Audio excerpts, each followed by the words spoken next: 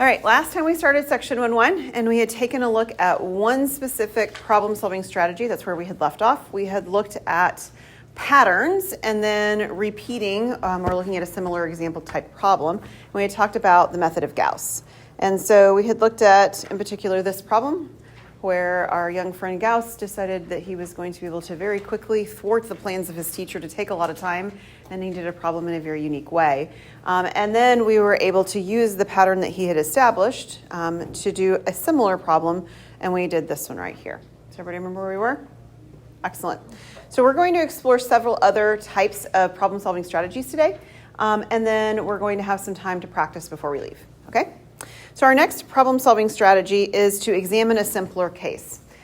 So this is a really nice one, and it's actually a really practical kind of a problem for many students on our campus as well as they start working in the sports management areas. And here's our example.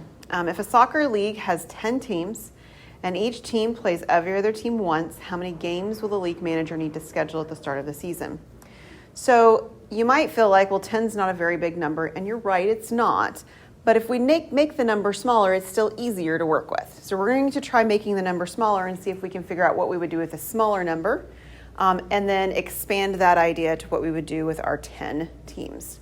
So what we're going to do is we're going to consider 3 teams.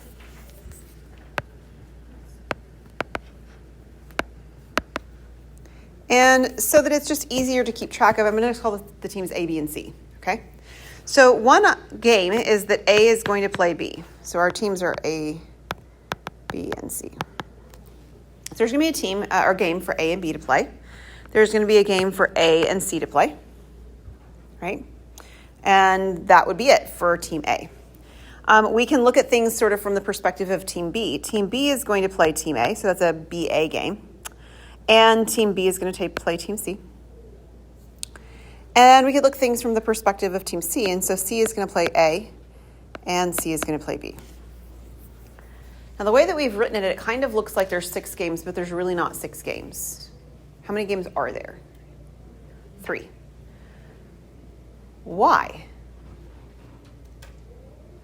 They only play each other once. And so I've sort of double counted everything when I've looked at each team's perspective independently, right?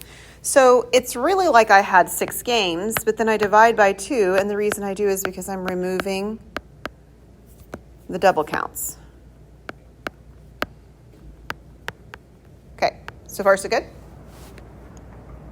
All right, so I understand where the 2 came from, right? I wrote down I'm removing the double counts, but where did the 6 come from? Why is it 6? 6 different combinations. Correct, but how did we get the specific number 6? Go back to the number of teams we have. What's that? Doubling the team. Okay, why is it double? I mean, like it's 3 times 2 is what I think you're saying, right? Yeah. 3 is our number of teams, we're multiplying by 2. Why are we multiplying the 3 by 2? Because it takes 2 teams to play. That's That's not the reason for the 2, but it's a good idea. Do you have an idea? half the concept. Okay. So I'm trying to explain it. You have 3 teams, but B is only playing A. B will not, like the third's not playing itself. Okay, so I'm that is the right idea. So we have 3 teams. That's why this 3's here, right? But each of those 3 teams has only 2 games or plays only 2 other teams.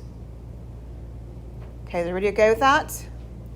The reason we want to have an idea about why or where these numbers are all coming from is because it's going to be easier to extend that to the 10 teams if we know where the 3 and the 2 and the 2 came from. Okay, so if we extend that idea now to 10 teams,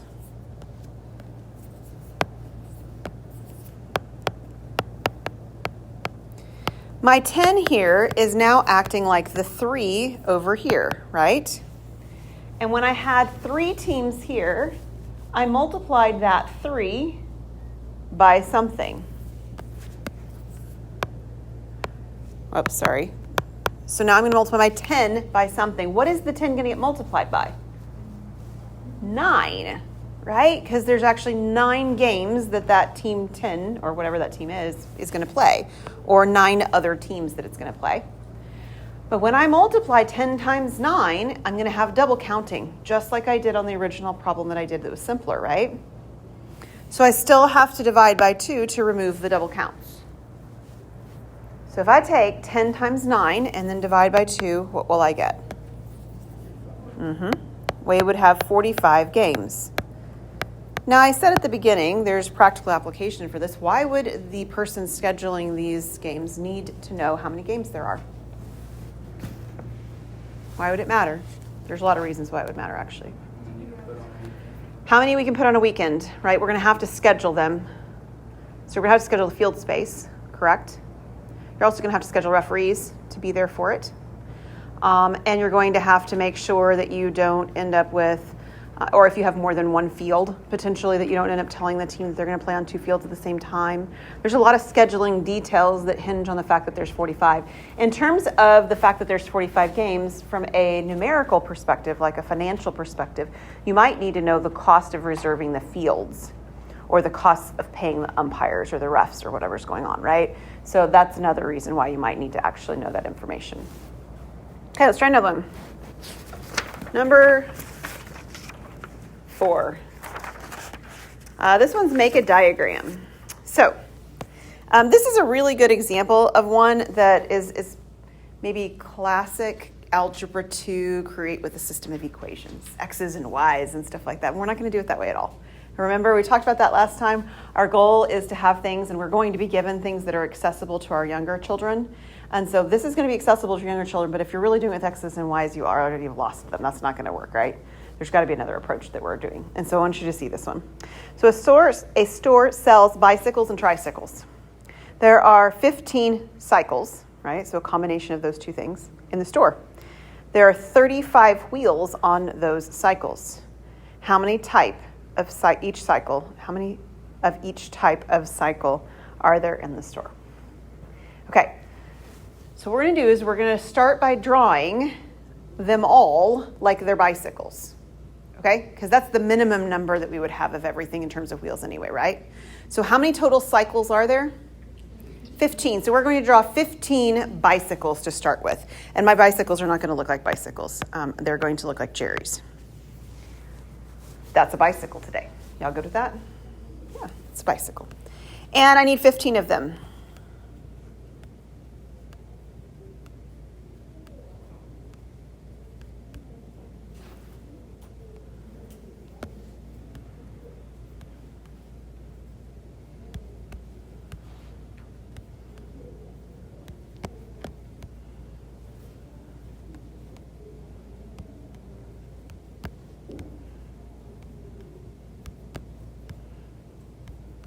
Okay, I've got 15 cycles. How many wheels do I currently have represented or pictured? 30. How many am I supposed to have? 35. How am I going to get 5 extra wheels? Make some of them into tricycles. How many, Faith? Did you say how many you would need? That's okay. So I have 30 wheels so far and I need 35. So how many more wheels do I need? I need 5 more wheels. So how many of my bikes are going to become trikes? 5. So I'm going to add, it's going to be even funnier. There you go. Now I have a tricycle on whichever 5 you want.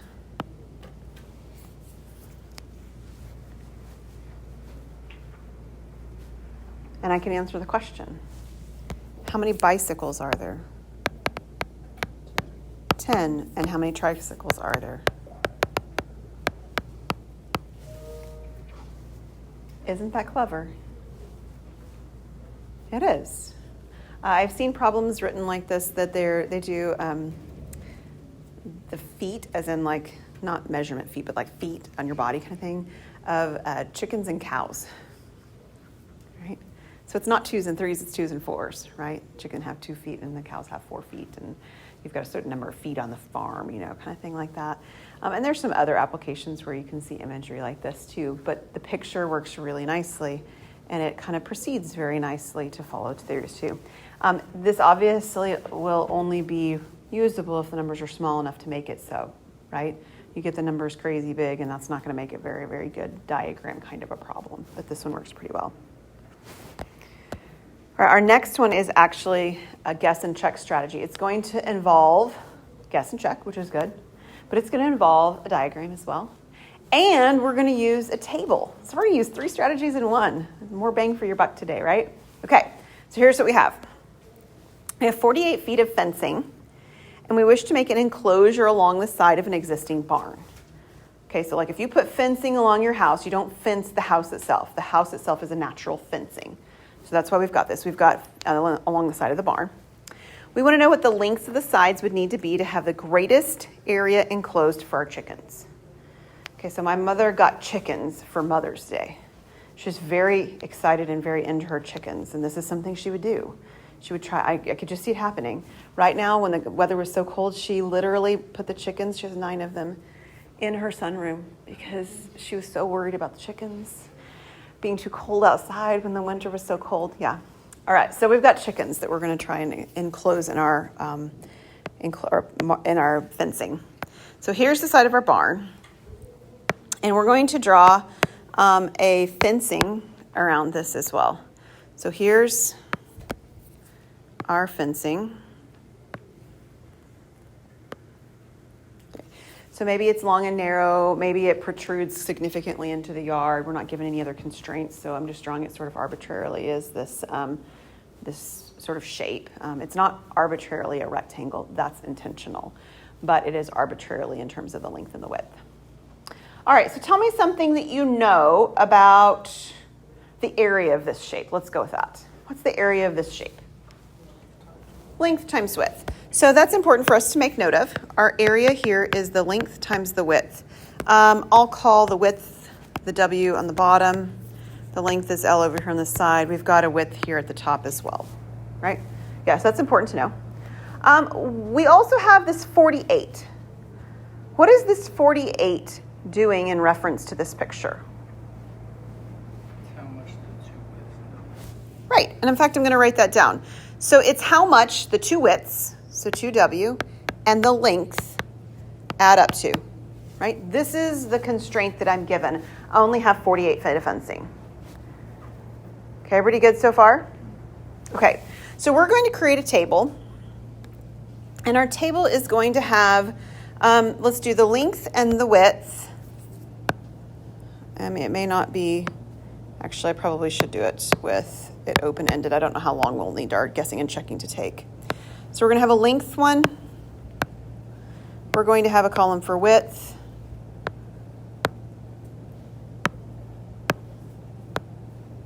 There we go. And we're going to have a column over here that is area. Now, as we choose values for length and width, we need to make sure that those values fit within this equation. For example, let's say that we choose a width of 10. It's totally a random choice. Actually, I'm listing my lengths first. So length of 10. That's the way I wrote mine down. You can choose them in each order, but length of 10. So if I've got a length of 10, that means 10 of the 48 feet are used. I've got 38 feet left. 38 divided by 2 would be 19. So I'm going to make sure as I do this, and if it helps you to see this sort of written out a little bit more, you're welcome to do 2 width columns just to remind yourself that they have to all add up to 38. If it's helpful to see that, feel free to do that too. I'll write that in just in case. Might be helpful, if not for you, for a child that you were working with for sure. Okay, that all adds up to 38. But the area, as we mentioned in the diagram already before, is length times width. So my area is going to be 10 times 19, which is 190. Okay, everybody good so far? It is square feet. I'll put it on the first one here. We could do that at the very end. I don't care where it shows up. Somewhere you're going to have to put some units on there, but it could be somewhere else. All right, we need to do some other kind of guessing. So in particular, these are a little bit far apart. I either need to make the 10 go up or go down, right? Just choose something a little bit bigger, a little bit smaller. Which one would you like to, what would you like to choose for L next? Go up. Okay. So it's not going to be a great number to go up to 11 because then I'm going to have something odd that I have to divide into 2. So let's go on up to 12. Are you good with that?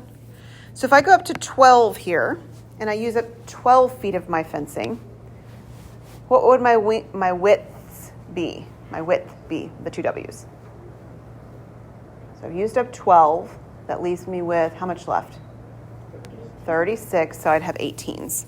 So you'll notice even though we went up by 2 on L, we went only down by 1 on W's. Okay. And now we have 12 times 18. And what's 12 times 18? Somebody give it to me. Sorry.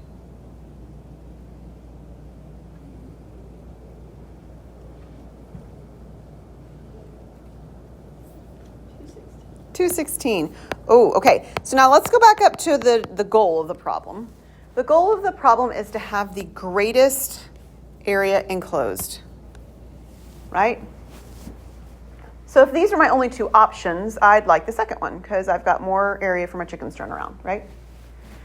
So in doing this, right, in going down on the length, up on the length, down on the width, I increased my area, so we might want to try that again. And we don't necessarily just have to go up to 14. If you wanted to jump to something more than that, we could do that too. It might be helpful to do it, and it might not. You're guessing and checking. But notice we're not random guessing and checking, right? We're trying to do this in an organized way so that we can, make an educated next guess. So what would you like to do for L? Do you want to go up to 14 or do you want to skip something? You're going to go to 18. Ooh, okay. So we're going to go all the way up to 18. Sounds great. All right, so if we go up to 18, how much is left from our original, 48? 30. And split in half would give me 15 and 15. Okay, so we'll have 18 times 15 now. Definitely going to be bigger because last time I had 12 times 15, right? This is more than the last option. What is 18 times 15? 270. Okay, now there's one of two options that could have happened here. We may have hit the max. Like that's a possibility, and we may not have. If we have hit the max, we have to make sure that it really is, which means we'd have to try something again bigger, or we'd have to go back down and try the 16 to make sure that one wasn't bigger. So I'm going to tell us we're going to try something bigger. Okay, so we're going to go up to 20 and try again. So if I go to 20, what will I have? I don't even know. I didn't even check the answer, to be honest. What are my numbers? Okay, I think we still want to go up. So if I go up to 20, what will I have left for my width? 14s. Yep. 14 and 14. 20 times 14 is what? 280. So it definitely got bigger still. So it's a good thing we made that big jump up to 18 because we skipped a couple of reiterations of things that would have just been, more work to show. So again, I went from 18 to 20. I didn't skip anything this time. Or you could think about the fact that I went from 15 down to 14. I didn't skip anything this time. So let's try one more. Let's go 22. Or we can jump to 24. 22? Let's do 22. 22, which gives me 13 and 13, right? What's 22 times 13?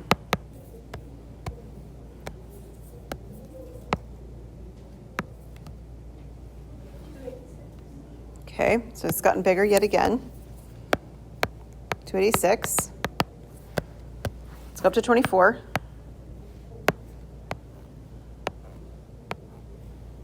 Which would put me at 12 and 12. 24 times 12.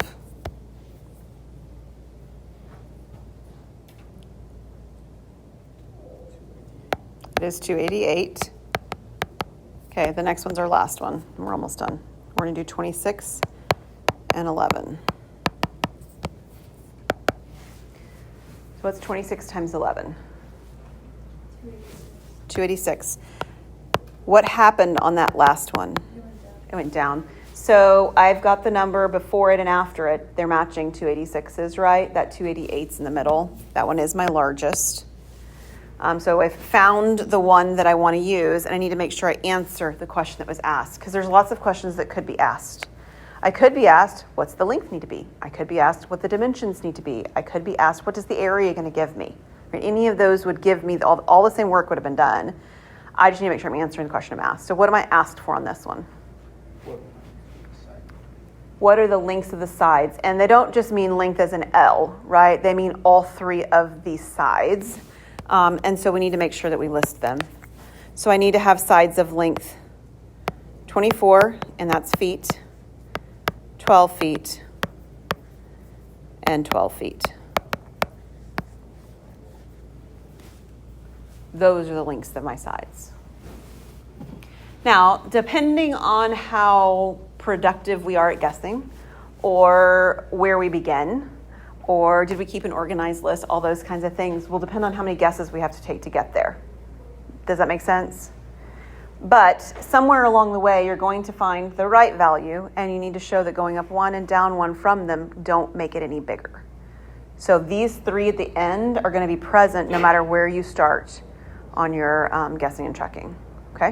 They're going to be present somewhere in your diagram. All right, let's try another one. This is a working backwards one, and you'll see kind of why, but example 6. One winter night, the temperature fell by 15 degrees between midnight and 5 a.m. By 9 a.m., the temperature's numerical value had doubled from what it was at 5 a.m. By noon, it had risen another 10 degrees to 32 degrees. What was the temperature at midnight? Okay, so all of this is telling us how the temperature is changing, and we actually know what it was at the end of the changing, right? Is that okay? So let's kind of write down a series of steps of what's going on. So it's kind of like we're making a list. It's not really a table, but you could write it in a table form if you wanted. But let's write down the time frames that it keeps referencing. So what's the earliest time frame that it references? There's one before that. Midnight. First midnight. And then a 5 a.m. Then what? Then 9 a.m. And then noon. Okay? All right, so it kind of tells us sequentially what's happening as we go. It says that it fell by 15 degrees between midnight and 5 a.m. So from here to here, it goes down 15 degrees. So it's negative 15 degrees. What happens between 5 a.m. and 9 a.m.? It doubles, so we're going to multiply by 2. How about between 9 a.m. and noon? It goes up 10. And it ends at 32 degrees. That's where it ends, right? So we need to now start at the 32 degrees and go backwards all of that description to figure out where we started. So if it starts at 32 degrees after it went up 10, what would I have to do with those numbers to go backwards? You'd subtract 10. So we're going to go up here, and now we're at 20. Actually, let me do it this way. There we go. 22 degrees. But I arrived at 22 degrees after something doubled. So what would I have to do to go back up? I divide. So to go back up, I will divide, and I will get 11 degrees. But I arrived at 11 degrees after I had subtracted 15. So what would I have to do to go back up by one last time? We'd have to add 15 to give us 26.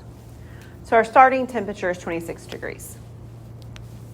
I want to make mention of something here where you thought, well, that was a weird way for her to word that question, and just explain why it's worded that way. It says that the temperature's numerical value had doubled. Does anybody know why I wrote it that way? Because I'll tell you what, your book didn't write this problem with that phrasing in there when they wrote a similar problem. Any idea why I might have written it that way?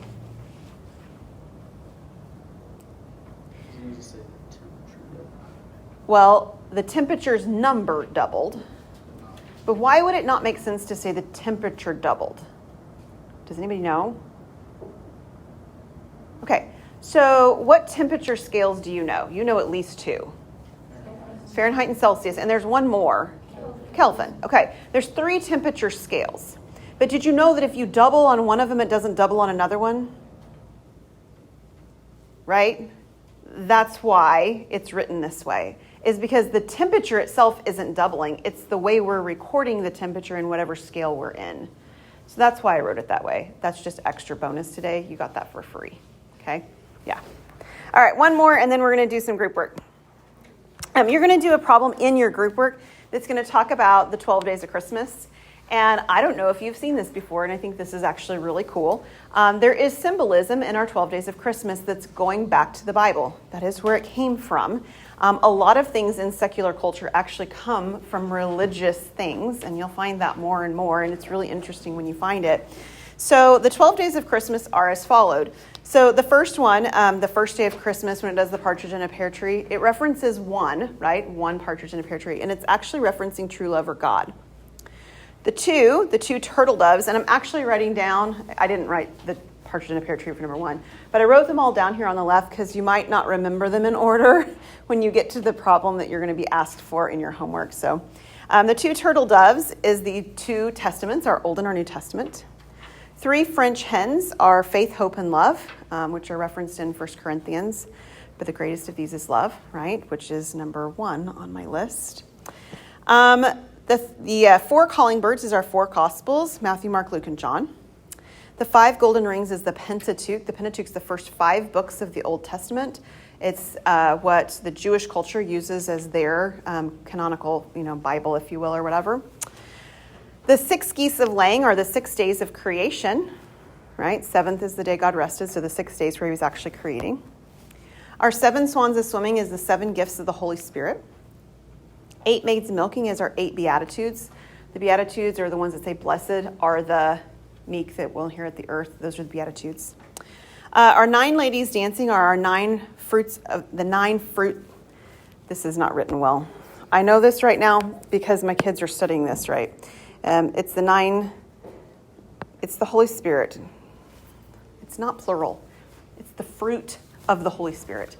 So love, joy, peace, patience, kindness, goodness, faithfulness, gentleness, and self-control. It's those, okay? 10 Lords of Leaping. That's the 10 Commandments. I hope that you've learned those at some time. Things like don't murder. It's a good one. Don't do that one. The 11 pipers piping, are the 11 faithful apostles. So, Judas, not a good guy. We're not counting him. And then the 12 drummers drumming are the 12 points of the doctrine of the Apostles' Creed.